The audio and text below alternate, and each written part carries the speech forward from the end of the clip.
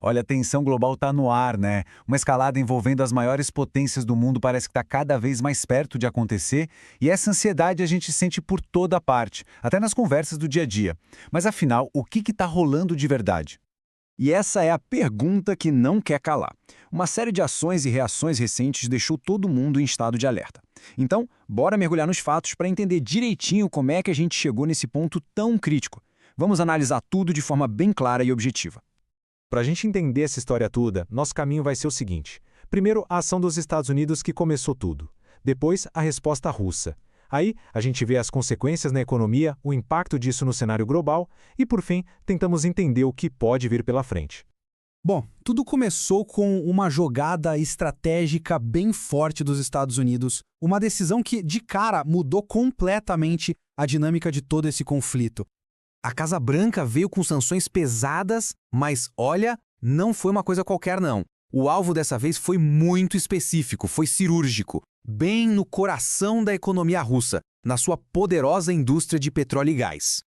E quem levou a pancada? As duas gigantes do petróleo russo, a Rosneft e a Lukoil. A justificativa oficial, segundo o secretário do Tesouro dos Estados Unidos, Scott Bessent, foi que a Rússia se recusou a negociar um cessar-fogo. E o que isso quer dizer na prática? Basicamente, um bloqueio total. Estados Unidos, Reino Unido e União Europeia simplesmente anunciaram que iam parar de comprar petróleo russo. É claro que Moscou não ia ficar quieta, né? A resposta não demorou e veio com uma força verbal que impressionou. E foi essa resposta que levou a atenção para um outro patamar. Gente, essa palavra adversário é pesadíssima. No mundo da diplomacia, isso é enorme. E quem disse isso foi Dmitry Medvedev, o vice-presidente do Conselho de Segurança da Rússia. Ao chamar os Estados Unidos de adversário, a Rússia basicamente diz que qualquer ideia de parceria acabou e que uma nova era de confronto está só começando. Mas aí veio a declaração que sinceramente mudou o jogo. Essa frase do Medvedev é, talvez, a linguagem mais agressiva que uma autoridade russa já usou em resposta às sanções econômicas.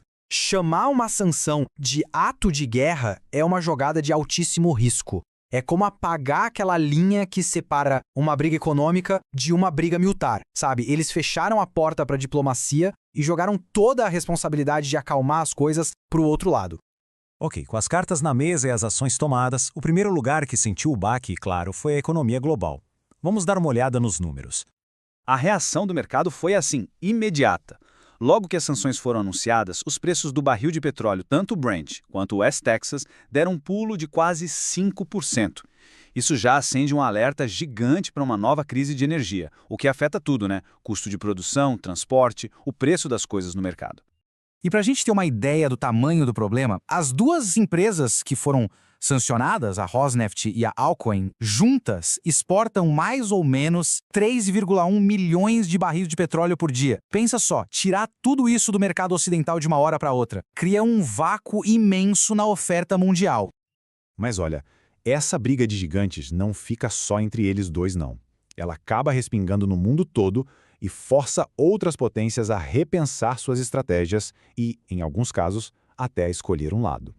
Essa situação toda força uma espécie de rearranjo no tabuleiro mundial. A China, por exemplo, que é uma cliente enorme do petróleo russo, agora está naquela sinuca de bico, tendo que pesar os riscos de ir contra as sanções. A Índia, pelo que dizem, já está pensando em pisar no freio das importações para não virar alvo também. Enquanto isso, a União Europeia e o Reino Unido já deixaram claro que estão do lado de Washington, formando um bloco ocidental bem sólido. E no meio disso tudo tem uma ironia política que os próprios russos fizeram questão de apontar. O Dmitry Medvedev lembrou que o Donald Trump, que passou um tempão culpando Joe Biden pela guerra, agora é o presidente que toma a atitude econômica mais dura contra a Rússia. Para Moscou, o recado é um só. Nessa guerra econômica, não importa o partido, a pancada vem igual. Bom, e agora a gente entra na parte final. E aqui, sinceramente, o futuro é uma grande interrogação.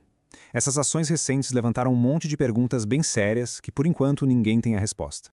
A gente sabe que a pressão econômica é uma ferramenta poderosíssima. Países que dependem da energia russa ou que têm boas relações com o Ocidente agora estão numa posição super delicada. Será que a gente vai ver países mudando de lado, formando novas alianças? Ou será que vão tentar se equilibrar nessa corda bamba? A resposta para isso vai definir a geopolítica dos próximos anos. As palavras têm peso, né? E muito. Quando você chama uma sanção econômica de ato de guerra, a porta do diálogo praticamente se fecha. Voltar para a mesa de negociação fica quase impossível sem que um dos lados dê um passo para trás de forma bem clara, o que, hoje, parece muito improvável de acontecer. E isso nos leva à nossa reflexão final. A gente entrou numa fase completamente nova e instável, em que as ações e as reações são cada vez mais difíceis de prever. Parece que as regras do jogo que a gente conhecia foram jogadas pela janela. A única certeza é que as apostas nunca foram tão altas, e o próximo movimento nesse xadrez global vai ser observado com muita atenção pelo mundo inteiro.